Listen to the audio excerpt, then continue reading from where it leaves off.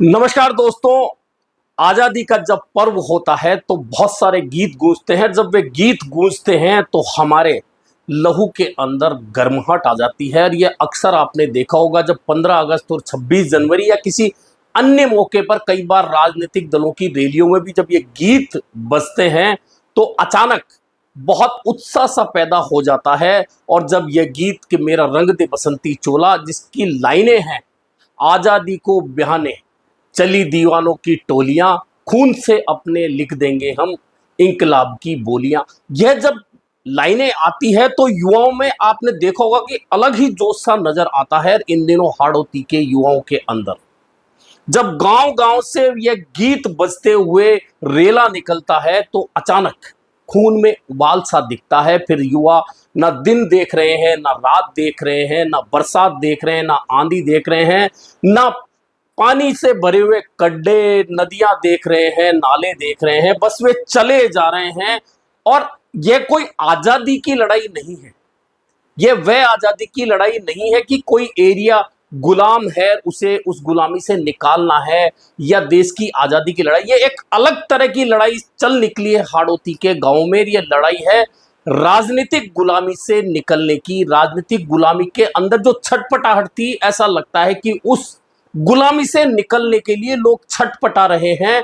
और इस छटपटाहट को आवाज किसने दी है? आवाज दी है एक युवा लड़के ने, जो बहुत कम उम्र में संघर्ष करते हुए आज इस कदर जब नंगे पांव पैदल निकल रहा है तो लोगों की आवाज उसकी आवाज के साथ में मिलती जा रही है और कारवां बढ़ता जा रहा है। और उस युवा लड़के का नाम है नरेश मीणा। और नरेश मीणा खास तौर पर महिलाओं को कहता है कि आप डरो मत, मैं आपके लिए पैदल चल रहा हूं, नंगे पांव चल रहा हूं। और अब तक जो गुलामी, राजनीतिक गुलामी सही है, उस गुलामी से निकलने के लिए, आप लोगों को साथ में लेकर निकालने के लिए मैं यह पैदल यात्रा कर रहा हूं। और जैसे ही यह बोल रहा है उसके साथ ही उसका कारवां बढ़ता जा रहा है। आप तमाम तस्वीरों में देखिए, तमाम वीडियोस में देखिए, हाड़ौती के उन गांवों में जाकर नजारा देखिए कि एक अलग सा नजारा उत्पन्न हो गया है। जन क्रांति यात्रा, यह जन क्रांति यात्रा इसलिए नहीं है कि किसी एक जाति विशेष, किसी एरिया विशेष से आजादी चाहिए। यह जन क्रांति है आज राजनीतिक आजादी पाने के लिए। और आज राजनीतिक गुलामी क्यों? राजनीतिक गुलामी इसलिए कि हाड़ौती में 3 या 4 वर्ग ऐसे हैं जो बाहुल्य हैं वोटों के हिसाब से, लेकिन उचित प्रतिनिधित्व नहीं है। ऐसे में यह छटपटाहट थी और यह छटपटाहट को जैसे ही नरेश मीणा ने आवाज दी, पीछे कारवां बनता चला गया। जी हां, हाड़ौती में मीणा यानी कि आदिवासी वर्ग है, गुर्जर है, धाकड़ है और एससी वर्ग है। ये 4 वर्ग हैं। इसके अलावा मुस्लिम हैं, उसके बाद राजपूत हैं, ब्राह्मण है और शहरी क्षेत्रों में वैश्य मतदाता भी हैं। इसके अलावा अन्य जो ओबीसी वर्ग हैं वे कुछ कुछ हिस्सा ऐसा है जो अन्य मूल ओबीसी की जातियां हैं, वे भी उस क्षेत्र में हैं। अब लेकिन प्रतिनिधित्व राजनीतिक रूप से अब तक किन जातियों को मिलता रहा है? अब यह आजादी की लड़ाई इस तरह की शुरू हुई है कि उस राजनीतिक गुलामी जो कुछ जातियों में बंटकर यह जो जन प्रतिनिधित्व रह गया, उससे निकालने के लिए नरेश मीणा ने यह जन क्रांति यात्रा शुरू की है। और यह जन क्रांति यात्रा शुरू होती भी नहीं। दरअसल जिस तरह से नरेश मीणा ने राजनीतिक नेताओं के लिए, राजनीतिक पार्टियों के लिए काम किया, उन्होंने नरेश मीणा की भीड़ को, नरेश मीणा के जज्बे को, नरेश मीणा के उत्साह को अपने लिए काम में लिया। लेकिन जब देने का वक्त नरेश मीणा को आया तो मुंह पर पट्टी बांधकर बैठ गए या बहाने बनाने लग गए। चाहे वह कोई भी नेता रहा हो जिसके साथ नरेश मीणा रहा है, तमाम नेताओं ने नरेश मीणा के साथ में राजनीतिक धोखा किया। और राजनीतिक धोखा किया तो नरेश मीणा ने पहले छबड़ा में और फिर देवली उनियारा में बताया कि राजनीतिक धोखे के बावजूद अपने समर्थकों के बल पर इस जन क्रांति की लहर को वह उठा सकता है। और जैसे देवली उनियारा के चुनाव में समरावता का कांड हुआ, 8 महीने की जेल एक युवा को हो गई। और 8 महीने के दौरान जो जन आंदोलन चला, उस जन आंदोलन के बाद जब नरेश मीणा निकला जेल से बाहर, जमानत पर, तो उसे यह जन क्रांति यात्रा निकालने का ख्याल मन में आया और वह जन क्रांति यात्रा लेकर हाड़ौती के गांव-गांव में निकल पड़ा है। आप चले जाइए हाड़ौती के उन गांवों में और देखिए, पहले आप जाइए जब जन क्रांति यात्रा उस गांव तक नहीं पहुंची है, वहां जाकर उनके हाल पूछिए लोग क्या कहते हैं। और जैसे ही जन क्रांति यात्रा वहां से निकल जाती है तो लोगों का उत्साह अपने आप बदला हुआ नजर आता है। वे कहते हैं कि हाँ, नरेश मीणा सही कह रहा है कि हम अब तक राजनीतिक गुलामी में थे। और उन गांवों के हालात भी बता रहे हैं। आप बारा चले जाइए, झालावाड़ के गांव में चले जाइए, आजादी के 75 साल बाद भी उन गांवों में सड़कें सही नहीं हैं, पानी नहीं है, आने जाने के साधन नहीं है, रोजगार नहीं है, लोगों में गरीबी है। हालात बहुत खराब है उन गांवों में, जबकि उन गांवों ने मुख्यमंत्री दिए, उन गांवों ने मंत्री दिए, उन गांवों ने सांसद दिए, लेकिन बदले में उन्हें कुछ नहीं मिला। और आज जब नरेश मीणा इन बातों की याद उन गांव वालों को दिला रहा है तो उसके पीछे कारवां जुटता जा रहा है। यह कहानी है जन क्रांति यात्रा की। लेकिन अब एक समस्या जो आती दिख रही है नरेश मीणा के सामने, भीड़ है, समर्थन है, जोश है, उत्साह है, लेकिन अब जो समस्या आने वाली है, वो जो नजर आ रही है, उसके लिए खुद नरेश मीणा को सचेत रहने की आवश्यकता है। और सचेत किस बात से रहना है कि एक उत्साही युवा जब भीड़ को लेकर निकलता है तो बहुत से राजनेता उस भीड़ को खुद के लिए इस्तेमाल करने के लिए अपने लोगों को बीच में भेजकर सहानुभूति जताने का प्रयास करते हैं, ताकि नरेश मीणा जैसे उत्साही युवा उस नेता के प्रति निष्ठा दिखाने लग जाएं और वह नेता फिर एक बार नरेश मीणा जैसे उत्साही युवा को अपने लिए इस्तेमाल कर सकें। इस बात से अब नरेश मीणा को बचना है, इस बात से नरेश मीणा को सावधान रहने की आवश्यकता है। इस पूरी यात्रा जो अभी तीसरा ही दिन है, इस तीसरे दिन के दौरान जो नरेश मीणा के बयान आ रहे हैं, नेताओं को लेकर जो प्रश्न मीडिया की ओर से पूछे जा रहे हैं, निश्चित तौर पर नरेश मीणा को किसी ना किसी जाल में फंसाने का प्रयास हो रहा है। किसी नेता विशेष का नाम लेकर प्रश्न पूछने पर निश्चित है कि एक युवा किसी नेता के खिलाफ क्यों बोलेगा।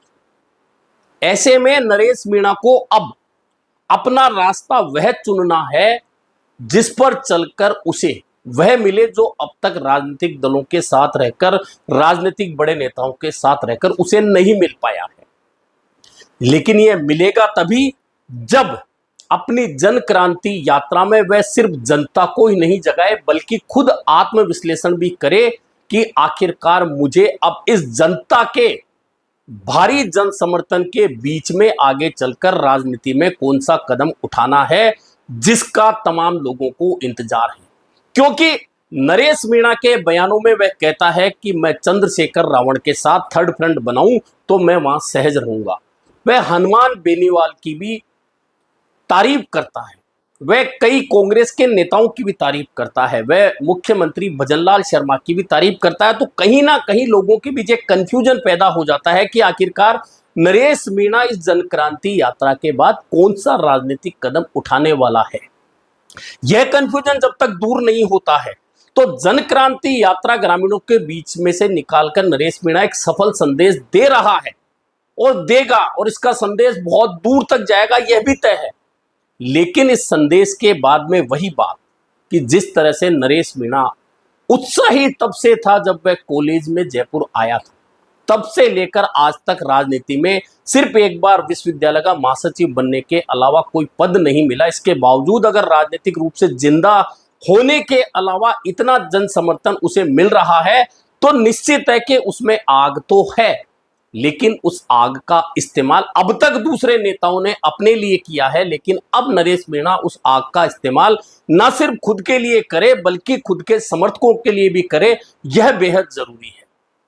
और इस जरूरत के हिसाब से अगर नरेश मीणा फैसला लेता है और तय कर लेता है कि जन क्रांति यात्रा के बाद में मैं जनता के भले के हिसाब से वो फैसला लूंगा जो क्षेत्र के लिए जरूरी हो, मेरे लिए जरूरी हो, मेरे समर्थकों के लिए जरूरी हो, क्योंकि सिर्फ नरेश मीणा एक नाम है, लेकिन उसके पीछे जो कारवां जुटा हुआ है, उस कारवां में बहुत सारे लोग ऐसे हैं, उनमें भी वैसी ही आग है जिसे लेकर नरेश मीणा निकला है।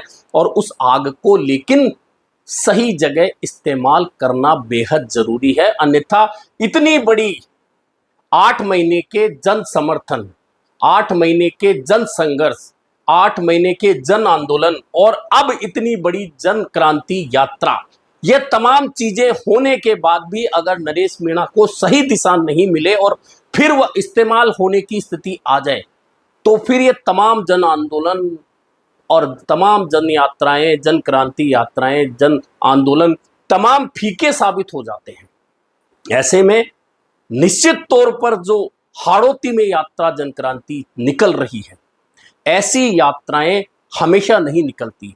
देखा होगा आपने किस तरह से राहुल गांधी ने जब भारत जोड़ो यात्रा निकाली थी, तो राहुल गांधी के पास में बड़ा नाम था, कांग्रेस पार्टी थी, तमाम प्रदेशों में कहीं सरकारें थी, कहीं नेता थे, कहीं सांसद थे, धन था, बाहुबल था, लोग थे, पार्टी का चुनाव चिन्ह था, और उस चुनाव चिन्ह के साथ राहुल गांधी ने यात्रा निकाली। जन सुराज यात्रा बिहार में निकाली गई, वहां भी धन था, पैसा था, गाड़ियां थी, घोड़े थे, बहुत सारी चीजें थी, बैकअप था, सफल हो गया। लेकिन नरेश मीणा के पास पार्टी नहीं है, नरेश मीणा के पास पैसा नहीं है, नरेश मीणा के पास बाहुबल नहीं है, नरेश मीणा के पास में कोई बड़ा नाम नहीं है। इसके बावजूद अगर इतना जन समर्थन वह जुटा रहा है, तो यह निश्चित तौर पर एक जन क्रांति तो है।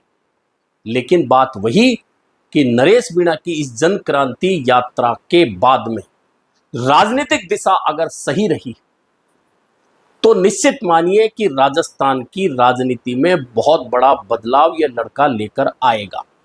और अगर फिर से वही गलती दोहराकर किसी नेता के छाया में आ गया, तो निश्चित है कि बरगद क्योंकि जमा जमाया नेता कभी भी नए पेड़ को पनपने नहीं देगा, और उस पेड़ को बिल्कुल पनपने नहीं देगा जिसके अंदर फल बहुत सारे आने की संभावना हो। और नरेश मीणा में इस समय वह आग है जो ना सिर्फ एक सीट, ना सिर्फ एक जिला, बल्कि पूर्वी राजस्थान के कई जिलों की राजनीति में बड़ा बदलाव लाने की क्षमता रखता है। लेकिन इस क्षमता का इस्तेमाल अगर सही दिशा में वह कर गया, तो निश्चित मानिए कि 2028 में राजस्थान विधानसभा का चुनाव, उसमें बहुत बड़ी और नई इबारत लिखी जाएगी, और उस इबारत का नाम लिखने वाले का नाम नरेश मीणा होगा। लेकिन जरूरत वही है कि वह सही दिशा में राजनीतिक रूप से निर्णय ले और उस निर्णय का पालन करते हुए आगे बढ़े। निश्चित तौर पर उसका राजनीतिक भविष्य उज्जवल हो सकता है। लेकिन एक गलती अगर फिर से वही हो गई जो पहले कई बार नरेश मीणा कर चुका है, तो फिर उठने का समय दोबारा वैसा नहीं मिलेगा, ना वैसा जन समर्थन बार बार मिलेगा जो इस समय उसके पीछे भीड़ के रूप में पागल हुआ घूम रहा। अभी के लिए इतना ही, फिर मिलेंगे नए मुद्दे पर चर्चा के साथ।